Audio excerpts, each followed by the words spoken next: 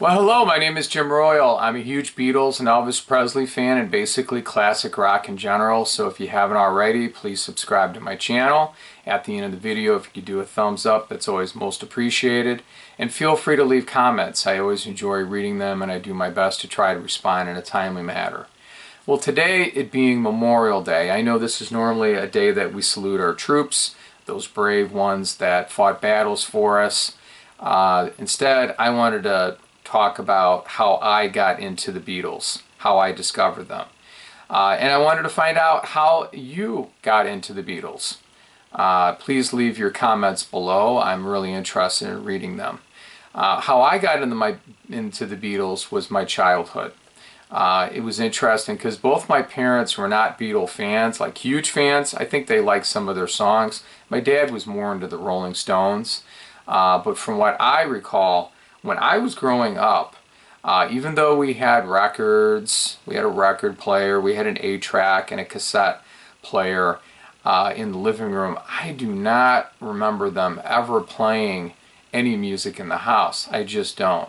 However, every time we got in that car and that car started, the radio went on. It was FM radio. Now, I grew up in the 1970s and 1980s. And by the time I got into the Beatles had already broken up, unfortunately. But they still played the music on the radio regularly, and it was a question in the 70s if the Beatles would get back together. There was always rumors about it, especially around 1976. And in the mid-70s, Capitol EMI started reissuing their material on compilation albums like Rock and Roll Music and Love Songs. And their songs were recharting, so I got to experience that firsthand. Now, when I was a kid, no one educated me on the Beatles. It was just me like, okay, I'm in the car in the back seat, whether the family was going to the store to run errands or visit our grandparents, and I would hear this wonderful music. And that's how I discovered the Beatles. What is very fun about it is just the excitement of reliving those moments.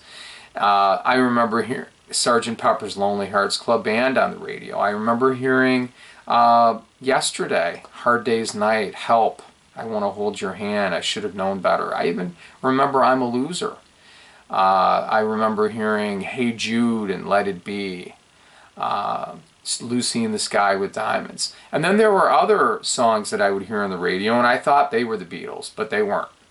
I remember hearing 10cc's I'm Not in Love, and then the other song from them, the Things We Do for Love, and that was not them. I remember hearing Badfinger, No Matter What, and Day After Day, and thinking that's the Beatles. No. I remember hearing Paul McCartney and Wings do Let 'Em In, and thinking that was the Beatles. So it was all, sometimes the DJs, they wouldn't say, who the song was by, or maybe you weren't paying attention, but I would try to as much as possible. So then later on, besides the music that I heard, and music is a big part of my life. It was then and it still is today. It's just magic to me. There was a movie that came on network TV. I believe it was called Birth of the Beatles, and it talked about the Beatles' beginnings. It was a really good movie. I enjoyed it a lot. And I remember after the movie ended, I asked my mom, I said, Mom, do you and Dad have any records of the Beatles? She said, well, why don't you go check upstairs by the record player? So that's what I did. And actually, the records that turned out we had this one, Beatles 6. I always like that. I'm going to lift it up so you can see it better. And I always love the back cover too on this. And then of course we had another one, Beatles 65. So that's this one. Now this is released on Capitol. These are US records, and most of the material on both of these albums was from Beatles for Sale, the Beatles' 4th album. There was some material from Help and Hard Day's Night, but this is basically what I was listening to growing up, listening to them. I remember by this point my parents had divorced and my dad got remarried, And over there, they had an album called the Red Album. It was the Beatles' greatest hits 1962 to 1966. And actually, the first album, and one thing before I say anything, I also remember them having Abbey Road over there. Either they were lent a copy or it was theirs, but I think it was something that they had borrowed. So the first record that I ever bought, and I bought it with my own money, was that record. And this is it right here. I was probably around 11 or 12 years old when I bought it. And it was just very exciting. And I still remember, I still have a vision of going up to the cash register, you know, from that level and looking at the counter and bringing, you know, my money, some coins and dollars and stuff from my cash register toy bank, which was really fun. So that's what I listened to several years. I remember also my mom, I didn't realize that John was in retirement, semi-retirement for 5 years. But my mom got me, I believe it was probably October 1980. I remember her telling me that there was a new John Lennon record that was coming out called Double Fantasy.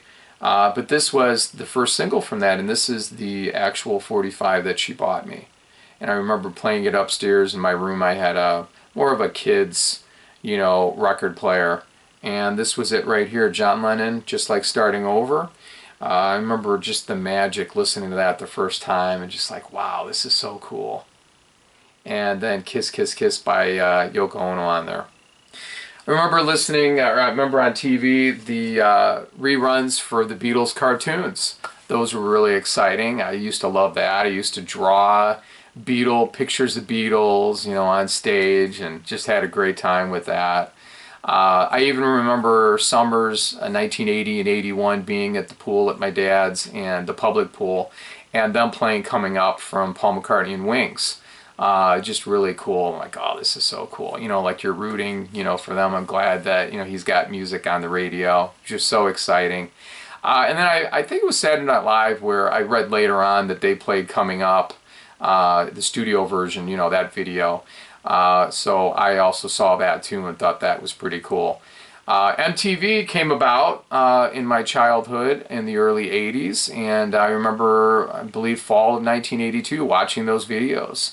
And some of the early videos that I watched, you know, were of Paul McCartney. I remember Ebony and Ivory, him and Stevie Wonder, and thought that was really nice. Thought that was just fun, and listening to that on my clock radio upstairs in my room. You know, that song, that single on the radio, when the radio would play it.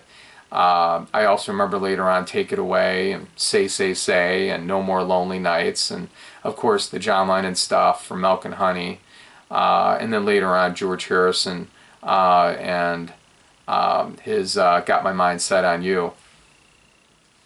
So in 1982, my family started getting into cassettes. And in fact, right back there, that is the cassette player. That's a replica of it, but that's the model I got that. I believe I got that Christmas 1982. And I started getting cassettes. So I would play that up in my room. And one of the first cassettes I got was the Stray Cats. They had an album called Built for Speed. It had Stray Cat Strut, which I absolutely loved and still do. Rock This Town, songs like that were on there. And then my mom started getting me Beatle cassettes, and it was just, talk about just so much fun, just, you know, thinking about those moments and, you know, putting that cassette on for the first time and listening to that music, and some of it I had never heard before in my life. This is not the exact cassette. This is a cassette later on that I bought, and I will show you in another video my cassette collection. But anyway, this is pretty much one of the first Beatle albums on cassette that I got. And I love it because the white, you know, capital. So these were just so much fun. There was no liner notes or anything like that. You know, it was just you get the music. But hey, isn't it about the music? I say so. So I would listen to that. So generally, I think every couple weeks she would give me, you know, one or two cassettes, and I would listen to them. And I remember I did get the Red and the Blue album, which I was very happy about. She never got me Beatles 6 or Beatles 65. She figured, well, you know, you already have them on the record, so you can, you know, listen to the vinyl if you want to do that. Now, my grandmother gave me some 45s of the Beatles, and this one I wanted to show you because I just love the Capitol labels. The Beach Boys during that time, also the artists had that label on there. So this is Yellow Submarine and Eleanor Rigby. And then we also have, the other one that we have here is I Want to Hold Your Hand, which is one of my favorite Beatles songs of all time. And I Saw Her Standing There. Alright, so that's what I did. I listened to these things, and then I would start getting some solo stuff. I remember the John Lennon's 1971 album Imagine. I got that on cassette and started getting some Paul McCartney cassettes. So 82, 84, that period, my family started buying popular cassettes. And you know, we all had these little cassette players or cassette decks, and you know, we would borrow the tapes. Pretty much, though, I didn't listen to them too much. I would listen to the Beatles, but one that we had was Tug of War from Paul McCartney, and I said, hey, you know, do you think maybe I can put that in my collection? And it was no problem. That's fine. So that's what I listened to several years. I didn't really get George Harrison or Ringo Starr on cassette. I don't remember getting any cassettes of Ringo Starr, unfortunately. I would have probably got Blast from Your Past and the Ringo the Third album, you know, with all the Beatles on it. But I do remember the first cassette I got of George Harrison was The Best of George Harrison, and that was probably around 1983.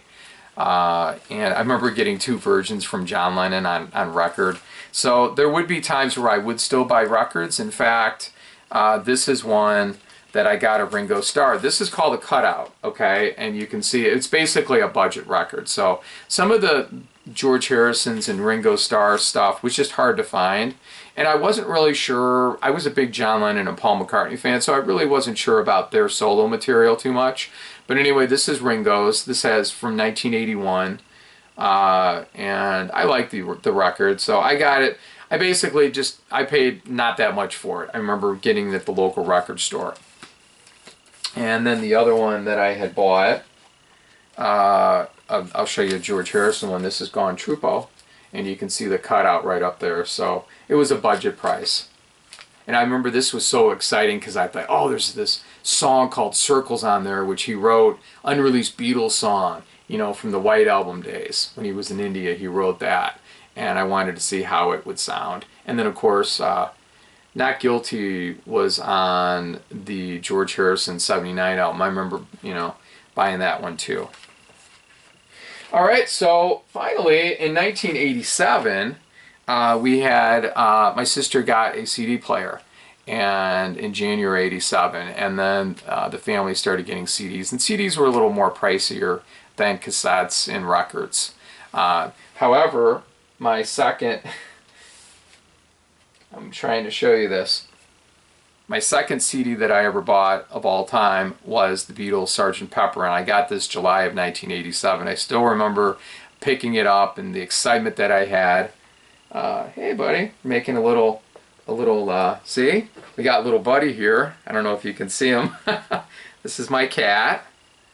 Say hi, buddy. Alright, he's making his cameo.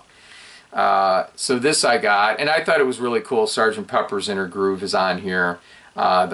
She never gets me any other way. So this is actually the record. So after 35 years, it still plays, and there's nothing wrong with it.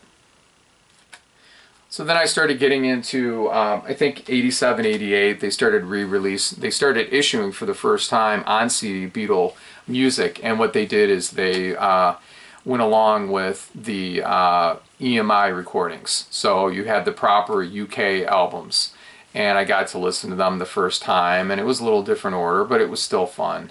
Also a book I'm going to recommend, I think I got this in Christmas of '88, around that time, The Beatles Recording Sessions by Mark Lewison, and this further educated me into the Beatles. So I'd recommend this too. I remember also later on in the '90s, I Christmas, well, no, it was Thanksgiving of 1995. You know, the anthology, the Beatles anthology. It was on, I think, over 3 nights. So I watched that. That was pretty exciting. So anyway, those are just some of my memories of the Beatles. I wanted to thank you very much for watching my video, and I'd appreciate your comments. And once again, find out, how did you discover the Beatles? I discovered it through FM radio. Thank God, right? All right, take care. Bye.